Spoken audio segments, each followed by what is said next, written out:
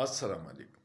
Form 47 پہ بنی جعلی حکومت کے وزیر دفاع خواجہ آصف نے آسما شیرازی کے پروگرام میں بات کرتے ہوئے بڑی عجیب بات کہی کہ محمود غزنوی ڈاکو تھا، وہ ہندوستان لوٹ مار کرنے آتا تھا، وہ کوئی ہیرو نہیں تھا۔ آپ خواجہ آصف کی بات سے اتفاق یا اختلاف کر سکتے ہیں، لیکن دوسری طرف ہماری ریاست نے ایک میزائل کا نام غزنوی رکھا ہے۔ کیا ریاست کو نہیں تھا پتہ کہ محمود غزنوی ڈاکو تھا یا ہیرو تھا؟ اب بڑی کنفیوژن ہے۔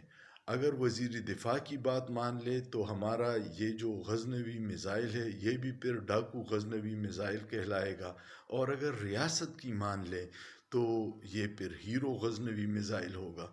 بڑی کنفیوژن ہے، عوام بھی پریشان ہے کہ کتنے نااہلوں کو مسلط کرنے میں ہماری ریاست نے سہولت کاری کی ہے، جو اب ملک کی بدنامی کا باعث بن رہے ہیں۔